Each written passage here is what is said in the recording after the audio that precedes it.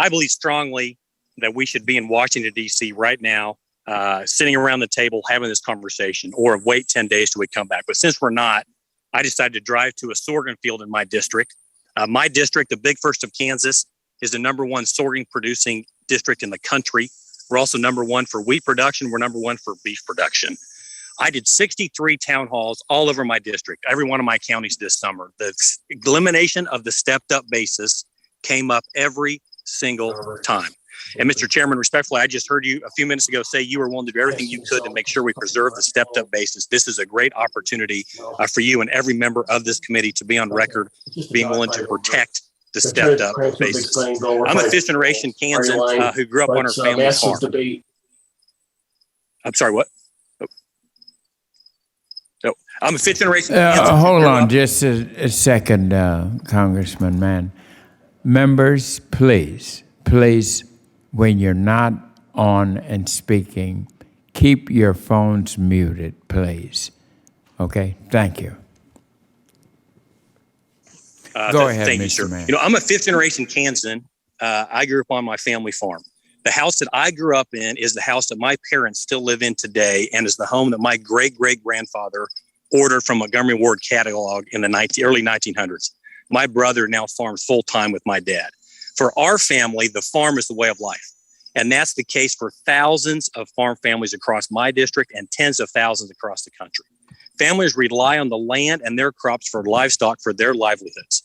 So when we talk about eliminating protections for the very people who feed and fuel and clothe all of us, we're taxing those very people again and again and again on the same property like this field I'm standing in that's been in their family for generations. We better believe that it's going to get heated and personal. This change doesn't change the game for agriculture. It ends the game for tens of thousands of farmers. My amendment would establish a sense of this committee to protect farmers and ranchers and producers from the looming tax burdens that we are sure to see in this reconciliation bill.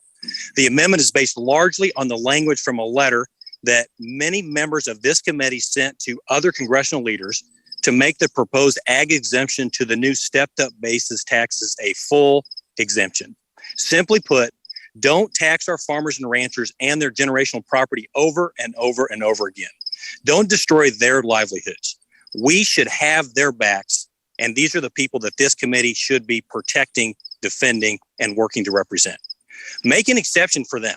Keep the 2018 Farm Bill's definition of family farm to include nieces and nephews and first cousins alongside spouses and children. We all know family farmers who have various family situations. This makes common sense.